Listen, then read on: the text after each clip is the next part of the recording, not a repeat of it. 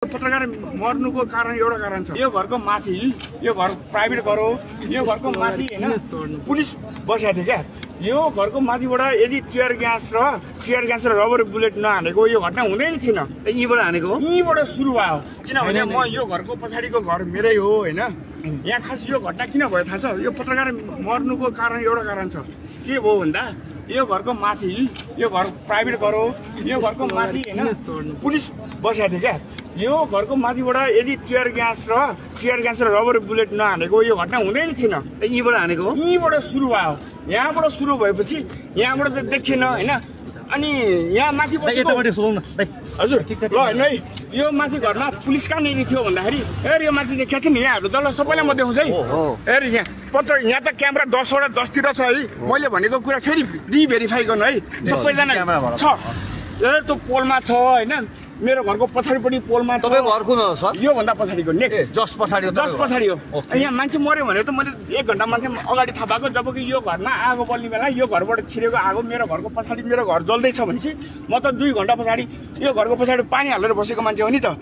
अनि यो पत्रकार जसरी मर्यो नि, यो पत्रकार सायद हैन मैले दिएको इन्फर्मेसनले कोही मान्छे मरेको चाहिँ कसरी मर्यो भने थाहा पाओस् है। मलाई पनि कन्फ्युजन छ। किनभने जो मान्छे मर्यो भने छ नि, त्यो मर्नुभन्दा मरेको थाहा पाएको त 2 घण्टा पछाडि मैले चाहिँ है। तर त्यो मान्छे छ नि, यहाँ 2-4 जना एबी न्युजकै पत्रकारहरू है, मलाई I don't know who are those.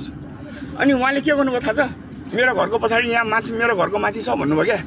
जबकि मेरो घरमा त मेरो बच्चाहरू, मेरी आमाहरू, यहाँबाट पत्रकार सबैजना यति धेरैवटा मिडिया छ, सबैले देखेको कुरा नि केही भ्रम छैन क्या। अनि मेरो घरमा पनि आगो लाउने ढुङ्गा हानी काम भयो। अनि मेरो त बच्चाहरू बचाउनु त मेरो कर्तव्य हो। अनि यहाँ छैन है, यो छैन भन्दै पनि अनि कतै त म त 20औं चोटि त्यो भिडलाई पन्छाएको हो। खास मेरो बच्चा बचाउने त मेरो पनि कर्तव्य होइन र, मेरो छोराछोरी बचाउने। अनि त्यो हुँदै पनि अनि सबै फोकस हुँदै पछि ऊ भयो। तर पछि थाहा भयो अनि पत्रकारहरू मेरो घरको भित्र छिर्न खोजेको थिए, यही घरमा छ कि जबरजस्ती छ कि भनेर। तर पछि मलाई पनि थाहा भयो है, 3 घण्टा पछाडि थाहा भयो कि एकजना पत्रकार चाहिँ यो घरको यो तलपट्टि मृत्यु भयो भनेर मैले थाहा पाएँ है। Very bad. जोसुकै पत्रकार भयो नि नेपाली मर्यो, भेरी ब्याड। अनि यो आन्दोलनको एउटा उद्देश्य यो थिएन है कसैको प्राइभेट प्रपर्टी डिस्ट्रोय गर्ने अनि कसैको ऊ गर्ने लक्ष्य चाहिँ थिएन। तर हाम्रो यो भिडभाड छ नि, यो राजावादीको आन्दोलन चाहिँ गलत डिरेक्सनमा चाहिँ गयो भनेको। कमान्डिङ राम्रो हुन सकेन। हजुर, कमान्डिङ राम्रो भएन। कमान्डिङ त राज्यले इन्टेन्सनली यो गरेको। किनभने माथि राखेर पुलिसलाई गोली हान्न लाउने, त टियर ग्यास हान्न लाउने। प्रहरीले गोली हानेका थिए माथिबाट, यो घरको माथिबाट टियर ग्यास यहाँ हानेको हो नि त। यो हाने पछाडि यो घटना भएको। यो नहानेको भए पुलिसले माथिबाट चार्ज नगरेको यो घटनै नहुने हो। यो घर जस्तै दाइ तपाईँ अब यो घर धनी भएको हिसाबले पनि तपाईँलाई धेरै जानकारी छ। मेरो घर योभन्दा पछाडि त्यही त यहाँको बासिन्दै हुनुभयो, देख्नुभयो प्रत्यक्ष।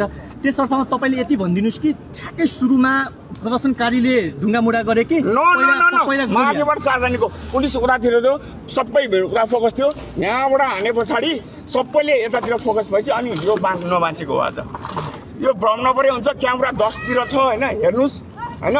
घटना भयो, दुर्भाग्य भयो। जो मर्यो नि दुर्भाग्य भयो नि त, दुर्भाग्य भयो हैन। तर घटना चाहिँ के हो त?